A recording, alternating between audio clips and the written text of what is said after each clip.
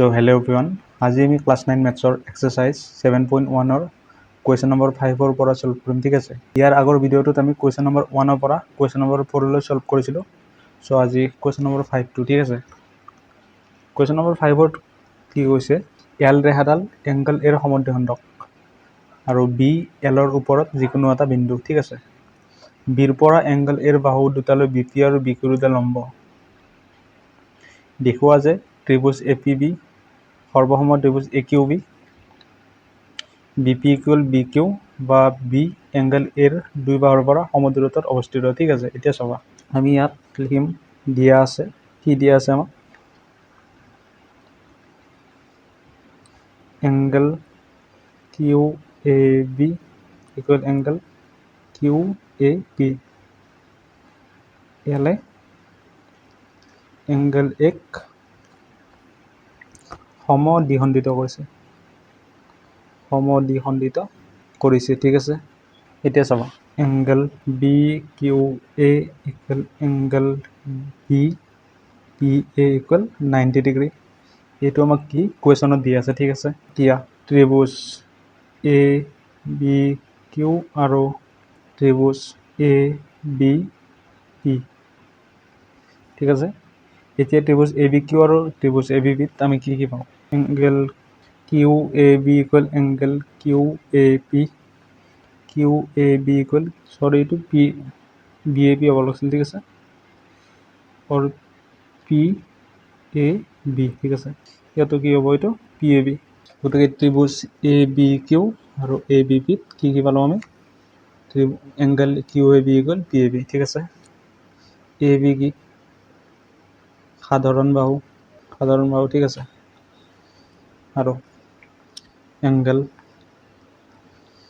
B Q A equal angle B P A ঠিক আছে।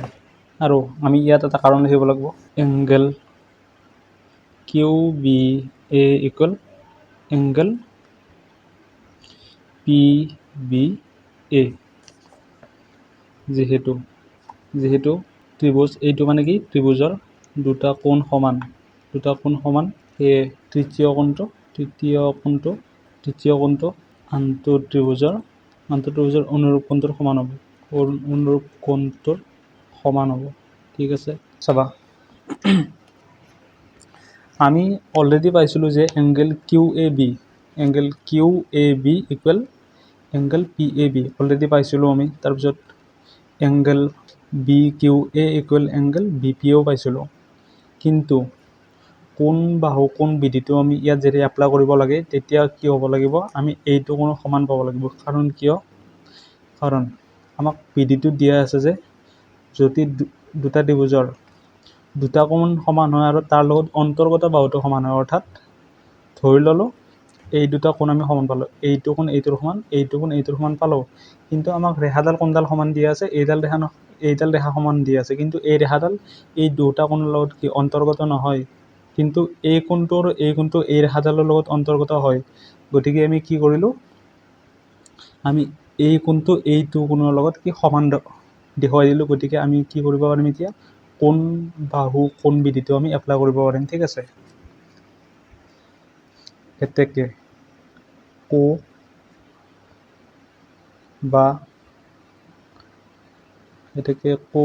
বিধি মতে ত্ৰিভুজ এ বি কিউ সৰ্বসম ত্ৰিভুজ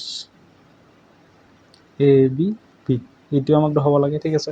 তাৰপিছত সুধিছে যে B P equal B Q বা বি এংগল এৰ দুই বাহুৰ পৰা সমদূৰত্বত অৱস্থিত। এতিয়া চাবা এইটো হ'ল 1 নম্বৰ প্ৰমাণ। 2 নম্বৰ প্ৰমাণ, এতেকে বি পি ইকুৱেল কি হ'ব, বি কিউ হ'ব, কাৰণ সৰ্বসম ত্ৰিভুজৰ অনুৰূপ বাহু ঠিক আছে। এইটো হ'ল আমাৰ এনচাৰ ঠিক আছে। এবাৰ কুৱেশ্যন নম্বৰ 6ত কি কৈছে, চিত্ৰ 7.21ত A C equal A B equal A D আৰু angle B A D equal angle E A C. দেখুওৱা যে B C equal D E. কি দিয়া আছে আমাক, এ চি ইকুৱেল এ ই দিয়া আছে, A B equal A D দিয়া আছে ঠিক আছে, আৰু angle B A D equal angle E A C আমাক দিয়া আছে ঠিক আছে। এতিয়া চাওঁ আমি দেখুৱাব লাগে যে B C equal D E বুলি দেখুৱাব লাগে। এতিয়া চাওঁ এই বি চিডাল আমাৰ কোনটো ত্ৰিভুজত আছে, বি এ চি ত্ৰিভুজত আছে, আৰু ডি এডাল কোনটো ত্ৰিভুজত আছে আমাৰ ডি এ ই ত্ৰিভুজত আছে। এতেকে আমি কোন দুটা ত্ৰিভুজ ল'ম, ত্ৰিভুজ বি এ চি আৰু ত্ৰিভুজ ডি এ ই। ঠিক আছে, কি কি সমান পাওঁ আমি বি এ চিত, কি কি সমান পাওঁ আমি এ বি ইকুৱেল এ ডি সমান পাওঁ, এ চি ইকুৱেল এ ই সমান পাওঁ। ঠিক আছে, আৰু কি দিয়া আছে আমাক angle B A D equal angle E A C দিয়া আছে আমাক ই এ চি।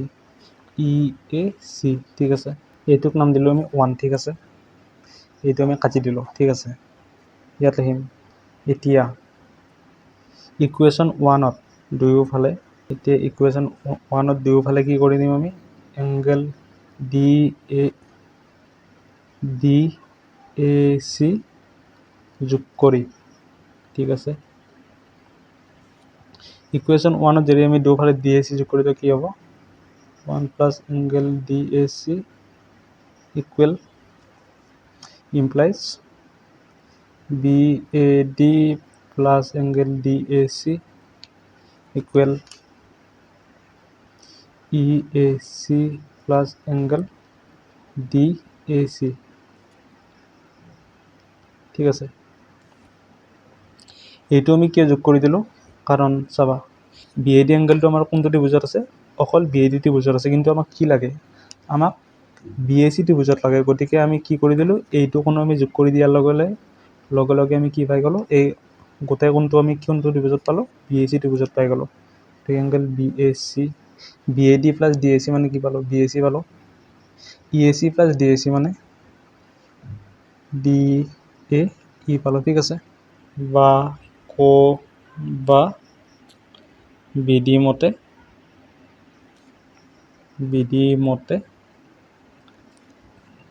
আমি কি পালোঁ, ত্ৰিভুজ বি এ চি সৰ্বসম ত্ৰিভুজ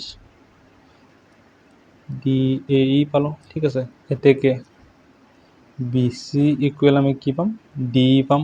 কিয়, যিহেতু সৰ্বসম ত্ৰিভুজৰ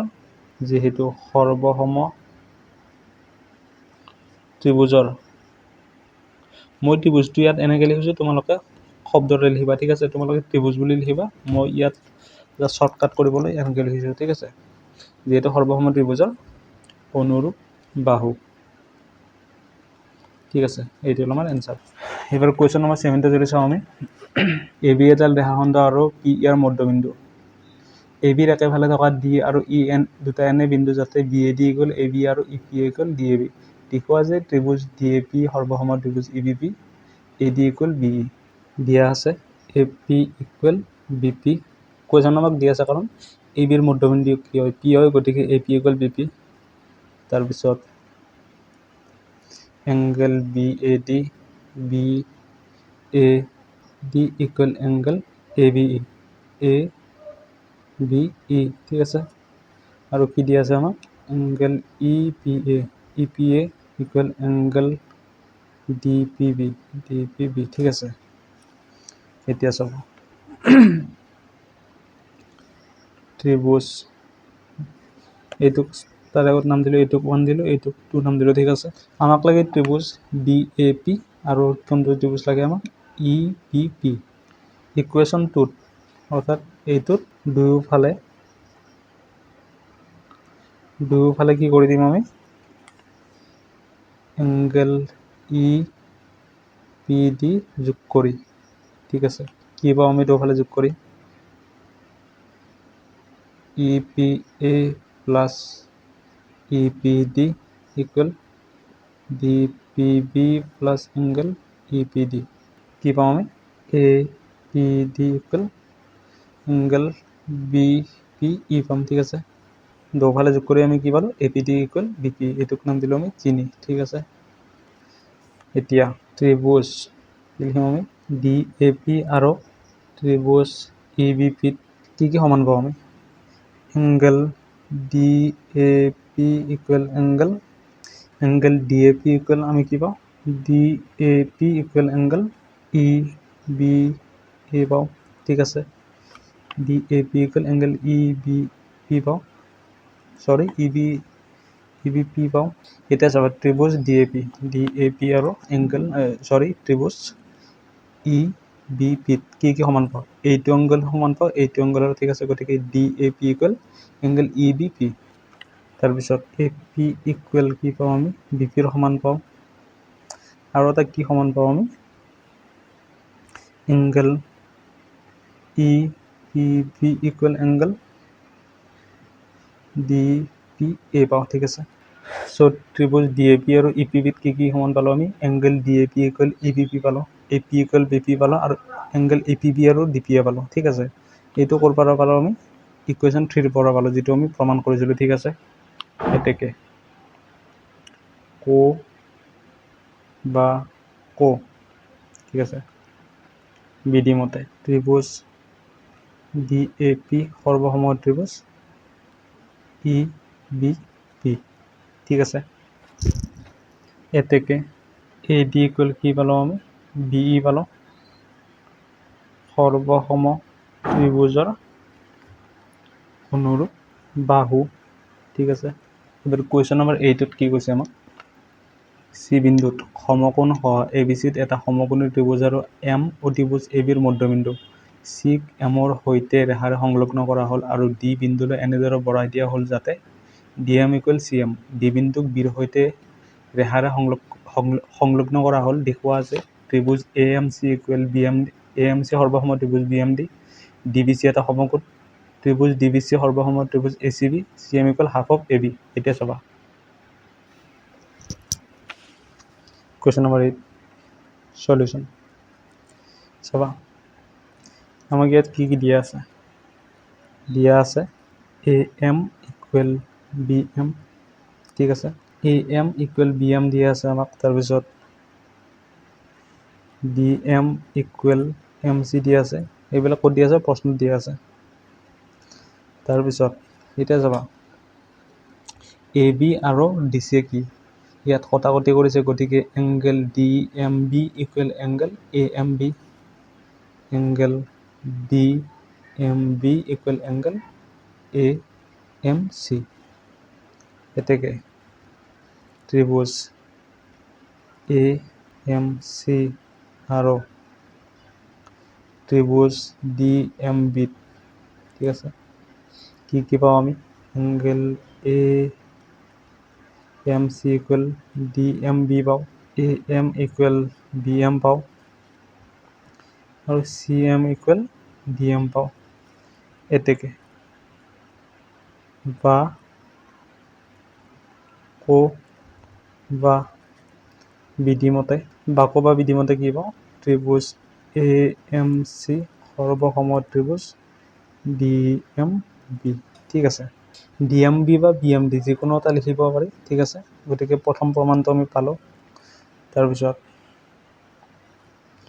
সেকেণ্ডত সুধিছে যে DBC এটা সমকোণ বুলি আমি কি কৰিব লাগে প্ৰমাণ কৰিব লাগে তাৰে আগত আমি কি কৰিম এতেকে DB ইকুৱেল কি পাওঁ আমি AC পাম কিয় সৰ্বসম ত্ৰিভুজৰ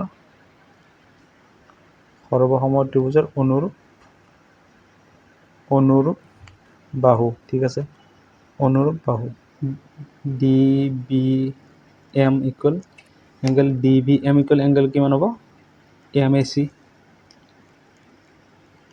ঠিক আছে আৰু angle BDM equal angle MCA ঠিক আছে এই দুটা আমি পালোঁ সমান ঠিক আছে এতিয়া চাবা এই দুটা ত্ৰিভুজত DBM ইকুৱেল MAC পালোঁ BDM ইকুৱেল MCA পালোঁ কাৰণ কি সৰ্বসম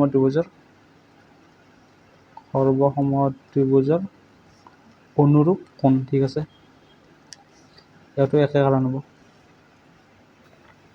সৰ্বসম ত্ৰিভুজৰ অনুৰূপ এতিয়া চাবা ইয়াত এংগেল BTC আৰু এংগেল ACA আৰু আমাৰ ডিচিডাল এই ডাল কি হয় তিৰ্যক হয়, গতিকে এই বি ডি আৰু এ চিডাল কি হ'ব আমাৰ পেৰেলেল হ'ব, গতিকে A B parallel A C parallel to B D. ঠিক আছে,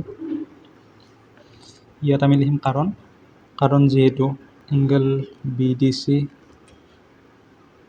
equal angle A C D, সেয়েহে ডি চিক তিৰ্যক বুলি লৈ B D parallel A C পাওঁ। ঠিক আছে, এতিয়া যিহেতু angle A C B equal 90 degree দিয়া আছে, এইটো আমাক দিয়া আছে যে angle A C B equal 90 degree, এটাকে angle D B C equal 90 degree হ'ব, কাৰণ দুডাল সমান্তৰাল বাহুৰ ওপৰত বি চি এডাল কি হয় লম্ব হয়, এতেকে angle D B C equal 90 degree, যিহেতু বি চি এ বিৰ ওপৰত লম্ব এ চিৰ ওপৰত লম্ব, সেয়েহে ডি বিৰ ওপৰতো লম্ব হ'ব। ঠিক আছে, এতিয়া ত্ৰিভুজ এ চি বি আৰু ত্ৰিভুজ ডি বি চিত angle A C B equal angle D B C 90 degree, B C সাধাৰণ বাহু আৰু কি পাওঁ আমি A C equal D B, যিহেতু ত্ৰিভুজ এ চি এম সৰ্বসম ত্ৰিভুজ ডি এম বি। ঠিক আছে, এতেকে বাকু বা বিধিমতে কি পাওঁ আমি ত্ৰিভুজ এ চি বি সৰ্বসম ত্ৰিভুজ ডি বি চি। ঠিক আছে, এইটো হ'ল আমাৰ 3 নম্বৰ প্ৰমাণ।